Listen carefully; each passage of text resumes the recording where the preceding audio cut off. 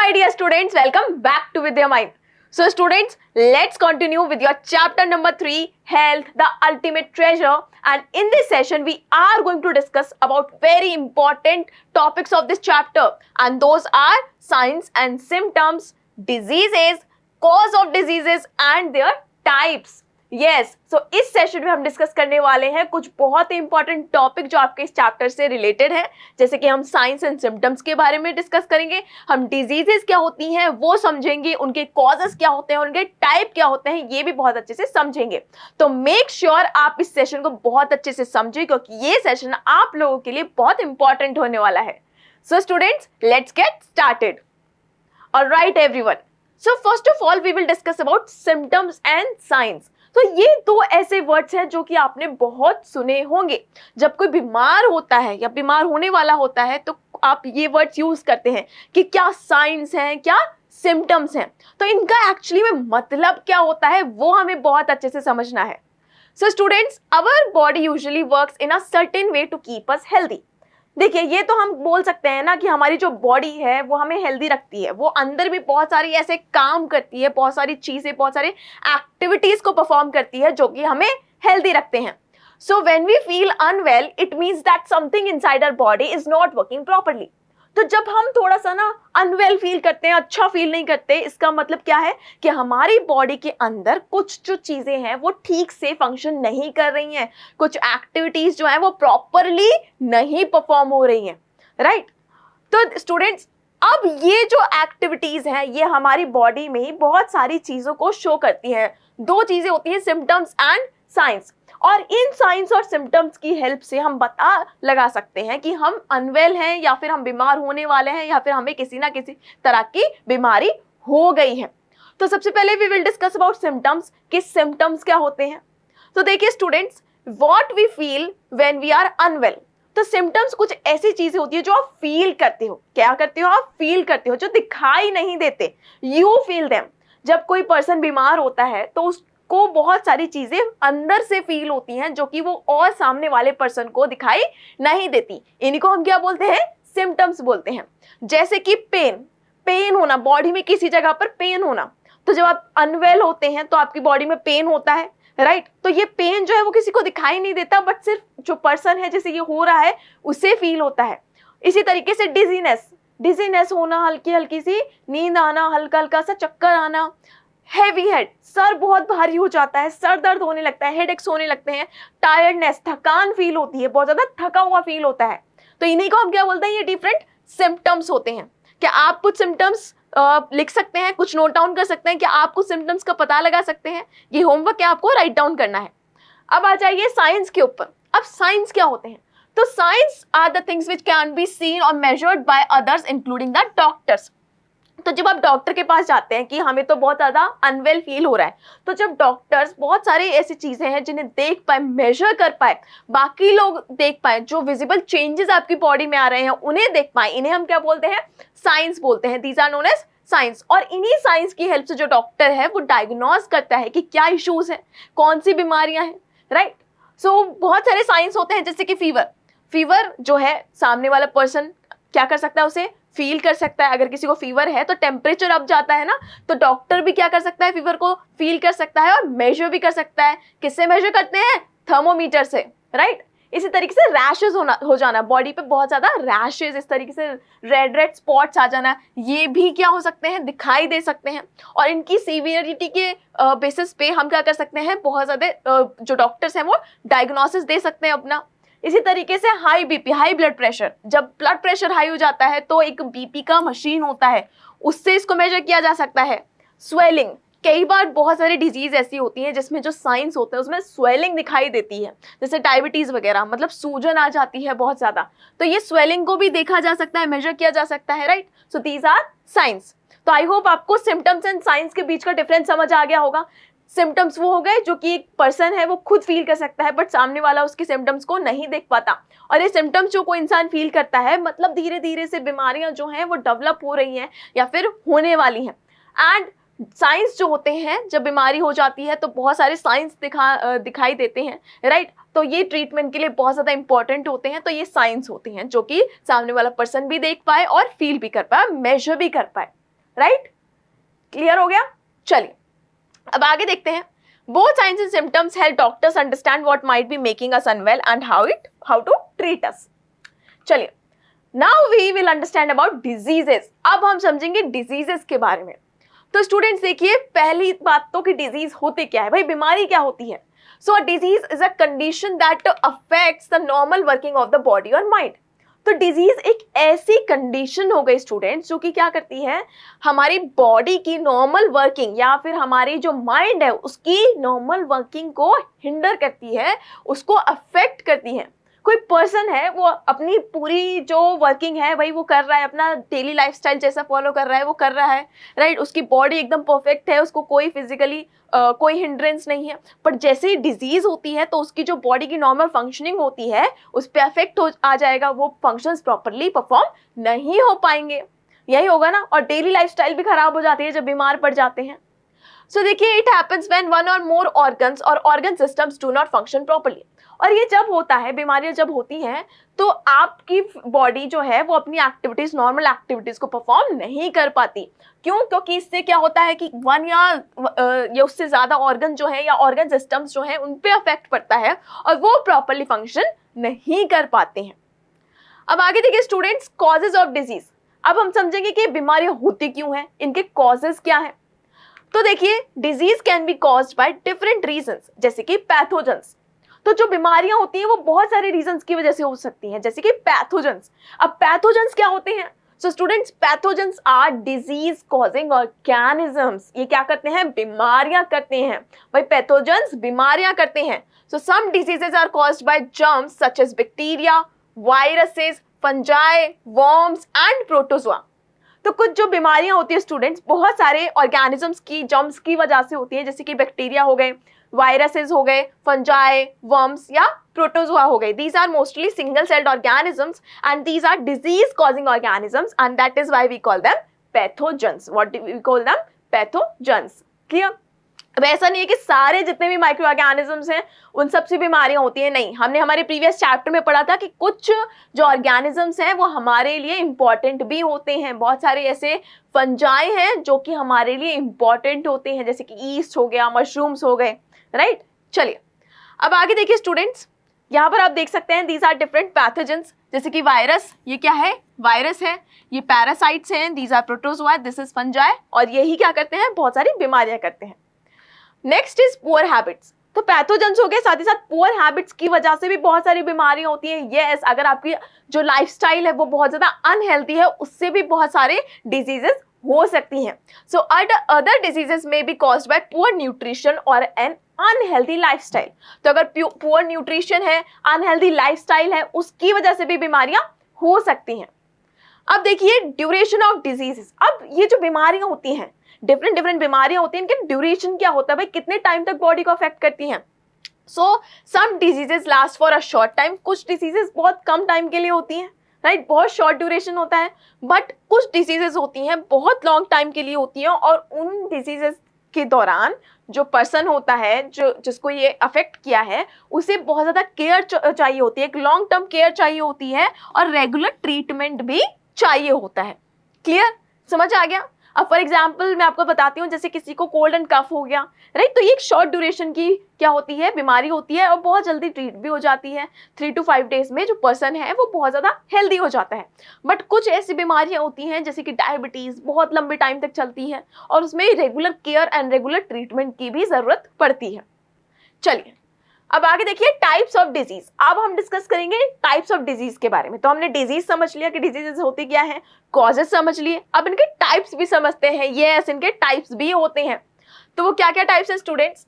So based on their causes and how they spread, diseases can be grouped into 2 major types. तो हम जो diseases हैं उन्हें कैसे कैटेगराइज करते हैं भाई? तो देखिए उनके कॉजेस के बेसिस पे, और साथ ही साथ किस तरीके से वो स्प्रेड होती हैं, उसके बेसिस पे हमने डिजीजेस को 2 कैटेगरीज में डिवाइड किया है. तो कौन कौन सी होती हैं? नॉन कम्युनिकेबल डिजीजेस, जिन्हें एनसीडीज भी बोला जाता है, एंड कम्युनिकेबल डिजीजेस.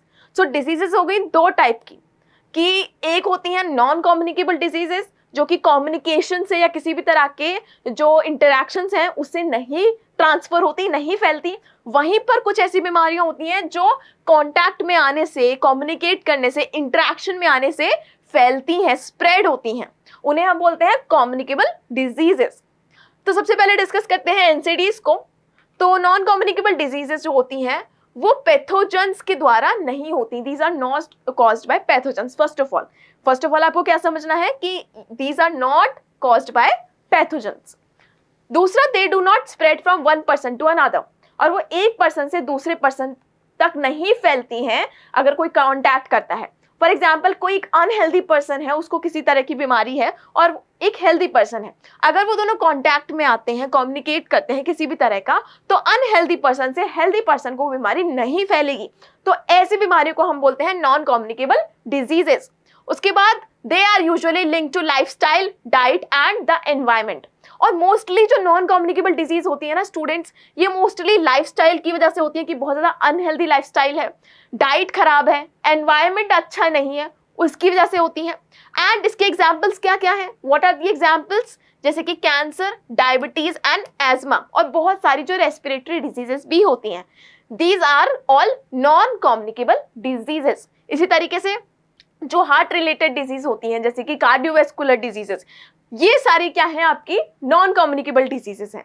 वहीं पर कम्युनिकेबल डिजीज को अगर हम समझें, so these diseases are caused by mostly pathogens. Mainly pathogens इन्हें फैलाते हैं। अब क्योंकि डिजीज कॉजिंग ऑर्गेनिज्म पैथोजेंस इन्हें फैला रहे हैं, तो जब एक अनहेल्दी पर्सन एक हेल्दी पर्सन के कांटेक्ट में आएगा तो इजीली ये डिजीजेस क्या हो जाएंगी, ट्रांसफर हो जाएंगी। So they can spread from one person to another. Easily एक पर्सन से दूसरे पर्सन को ये फैल सकती हैं, ट्रांसफर हो सकती हैं। इसके क्या क्या एग्जाम्पल्स हैं, जैसे कि typhoid, dengue, flu, chicken pox, कोविड-19, जो कोरोना आया था, याद है ना कोरोना, ये सब क्या थे, दीज आर कम्युनिकेबल डिजीज। तो अगर कोरोना टाइम याद होगा तो सबको बोला गया था कि मास्क लगाकर रखना है, आपको क्या रखना है, you have to put a mask on your face. साथ ही साथ हमेशा हैंड को वॉश करना है जब भी आप किसी के साथ कम्युनिकेट कर रहे हैं, किसी चीज के इंटरेक्शन में आ रहे हैं। तो ये जो कम्युनिकेबल डिजीजेस है ना, ये सिर्फ पर्सन टू पर्सन नहीं, अगर किसी अनहेल्दी पर्सन की चीजें भी अगर आप यूज कर लो तो भी फैल जाती हैं। क्यों? क्योंकि जर्म्स जो होते हैं वो अनहेल्दी पर्सन की चीज़ों में ट्रांसफर हो जाएंगे। अगर उसने स्नीज किया, कॉफ किया और या फिर किसी चीज़ को यूज़ किया, और अगर एक हेल्दी पर्सन उन ऑब्जेक्ट्स को यूज़ कर लेता है तो उससे भी बीमारियां हो सकती हैं। क्लियर हो गया, समझ आ गया? चलिए अब आगे देखिए स्टूडेंट्स, नॉन कम्युनिकेबल डिजीज, तो इनको थोड़ा सा डिटेल में अच्छे से समझ लेते हैं। So in recent years, non-communicable diseases like diabetes, heart disease and cancer have become more common in India. तो कुछ recent years में, अभी recent अगर मैं बात करूं तो इंडिया में ना ये NCDs का नंबर बहुत ज़्यादा डे बाय डे इंक्रीज हो रहा है। जैसे कि बहुत सारी डायबिटीज़ जैसी डिजीज़ हो गई, हार्ट डिजीज हो गई, cardiovascular disease and cancer, different types of cancers India में बहुत ज़्यादा फैल रहे हैं। फॉर एग्जाम्पल लंग कैंसर बहुत ज़्यादा प्रोमिनेंट हो रहा है इंडिया में, and this is due to changes in lifestyle. और ये होता है मोस्टली लाइफस्टाइल चेंजेस से, जब क्या होती है अनहेल्दी लाइफस्टाइल होती हैं, जैसे कि प्रोसेस्ड फूड खाना, ईटिंग मोर प्रोसेस्ड फूड। तो आजकल आपने देखा होगा बच्चे जो हैं बहुत ज़्यादा जंक फूड खाते हैं, even adults are eating junk food and they are neglecting their health. या फिर बहुत ज़्यादा क्या होता है मील्स को स्किप करना, जैसे कि ब्रेकफास्ट नहीं किया, लंच नहीं किया या डिनर नहीं किया, सिर्फ पूरे दिन में एक ही मील लिया, वो भी अनहेल्दी मील लिया या फिर प्रोसेस्ड मील लिया। तो उसकी वजह से क्या होता है, बीमारियां होती हैं। Eating junk food and no balance diet. इसी तरीके से गेटिंग लेस फिजिकल एक्टिविटी, जब आप फिजिकल एक्टिविटी भी कम कर देते हो, आपने देखा होगा कि बहुत सारे लोग हैं वो मूवी नहीं करते, बहुत सारे बच्चे हैं सिर्फ गेम्स खेलना उन्हें पसंद है अपने फोन्स पर, पीसीज पर, लैपटॉप्स पर, but they do not perform any kind of physical activity, they do not go outdoor and they do not play outdoor games. So that is why, इसकी वजह से भी क्या हो रहा है, आजकल लोग बीमार ज्यादा पड़ रहे हैं। भाई बहुत सारे एडल्ट्स भी ऐसे होते हैं, एक्सरसाइज नहीं करते हैं, they just stay at one place, right. तो लेस फिजिकल एक्टिविटी की वजह से भी ये नॉन कम्युनिकेबल डिजीजेस होती हैं। So people exercise less because many jobs involve sitting and technology and reduced physical activity. तो बहुत सारे लोग जो जॉब करते हैं वहाँ पर क्या होता है, एक ही जगह पर बैठे रहते हैं, और क्या उससे क्या होता है, जो फिजिकल एक्टिविटी है वो बहुत ज़्यादा रिड्यूस हो जाती है, जिससे बीमारियाँ होती हैं। तो यहाँ पर आप देख सकते हो और भी बहुत सारे ऐसे फैक्टर्स हैं जो नॉन कम्युनिकेबल डिजीजेस को क्या करते हैं, अफेक्ट करते हैं, जैसे कि air pollution, stress, unhealthy diet, physical inactivity जो हमने पढ़ा, tobacco use, alcohol use and obesity, मोटापा, ये सब ये क्या करता है भाई, इसका एक बहुत बड़ा लीडिंग कॉज है। अब आगे देखिए students, living longer life, so people are living longer than before, so their bodies have more time to develop long term health problems. अब क्या हो गया है कि लोगों की जो एज है वो भी धीरे धीरे इंक्रीज होती जा रही है, right, people are living longer life, तो उसकी वजह से भी बॉडीज जो होती हैं उनको और ज्यादा टाइम मिल जाता है नई नई बीमारियां डेवलप करने का। Today most deaths in India are caused by NCDs, तो ये भी एक बहुत इंपॉर्टेंट पॉइंट है कि इस अनहेल्दी लाइफस्टाइल की वजह से बहुत सारी NCDs, non communicable disease develop हो रही हैं, और इंडिया में मोस्टली जो डेथ्स आज होती हैं those are caused by non communicable diseases. Clear? चलिए, cause and spread of communicable disease. अब आ जाते हैं हम कम्युनिकेबल डिजीज के ऊपर। तो हमने एनसीडीज को डिस्कस कर लिया, अब हम कम्युनिकेबल डिजीज को समझेंगे कि इनके क्या कॉजेज होते हैं और वो कैसे स्प्रेड होती हैं। तो स्टूडेंट्स देखिए, फर्स्ट ऑफ ऑल यहाँ पे क्वेश्चन आपको दिया गया है, how are communicable diseases caused and spread, कैसे कॉज होती हैं, कैसे फैलाई जाती हैं। तो देखिए, जैसा कि मैंने आपको बताया कि जितनी भी कम्युनिकेबल डिजीज होती हैं वो सब भाई किस वजह से होती है, पैथोजेंस, डिजीज कॉजिंग ऑर्गेनिजम्स की वजह से। So all communicable diseases are caused by pathogens. These pathogens can enter our body in many ways, such as through air, through food and through water. तो ये जो पैथोजेंस हैं जब एक healthy person की बॉडी में एंटर करते हैं तो उसे बीमार बना देते हैं। अब भाई स्प्रेड कैसे कैसे होगा, कौन कौन से वेज होते हैं कि ये पैथोजेंस बॉडी में एंटर कर जाते हैं, जैसे कि एयर के थ्रू, जो एयर हम ब्रीथ कर रहे हैं। आप कोई अनहेल्दी पर्सन है, उसने क्या किया, आसपास रूम में वही एयर ब्रीथ की, तो उसके थ्रू भी चले जाएंगे। किसी ने छींका, स्नीज किया, कॉफ किया, तो आसपास की एयर में क्या होंगे, वो जो आपके पैथोजेंस है वो मिक्स हो जाएंगे और वो हमारी बॉडी में चले जाएंगे, हेल्दी पर्सन की बॉडी में चले जाएंगे। तो इससे क्या होगा, अनहेल्दी पर्सन की बॉडी से हेल्दी पर्सन में ट्रांसफर हो गए थ्रू एयर। इसी तरीके से अगर अनहेल्दी पर्सन ने फूड को कंटामिनेट कर दिया, उसको खा लिया, तो पैथोजेंस ट्रांसफर हो गए और वो हेल्दी पर्सन की बॉडी में घुसकर उसे बीमार कर सकते हैं। So never share food of with N unhealthy person. अगर कोई अनहेल्दी पर्सन है तो उसके साथ अपना खाना कभी शेयर नहीं करना चाहिए। इसी तरीके से वाटर, अगर आप कॉन्टैमिनेटेड वाटर पी लोगे, अगर किसी अनहेल्दी पर्सन ने उसे कंटैमिनेट कर लिया, अगर आपने पी लिया, तो पैथोजेंस आपकी बॉडी में ट्रांसफर करेंगे, हेल्दी बॉडी में ट्रांसफर कर जाएंगे और उसे भी बीमार कर देंगे। यही होगा ना। तो मेन रीजंस क्या हो गए, air, food and water. Clear? अब देखिए स्टूडेंट्स, एक और क्वेश्चन यहाँ पे दिया गया है कि how do these pathogens spread from one person to another. अब ये पैथोजेंस के हमने समझ लिया कि मीडियम क्या है, कि किस मीडियम्स के थ्रू ये फैलते हैं, पर एंटर कैसे करते हैं।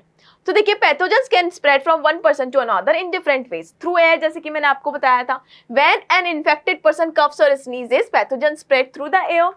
सो through direct contact, by shaking hands और टचिंग एन इन्फेक्टेड पर्सन।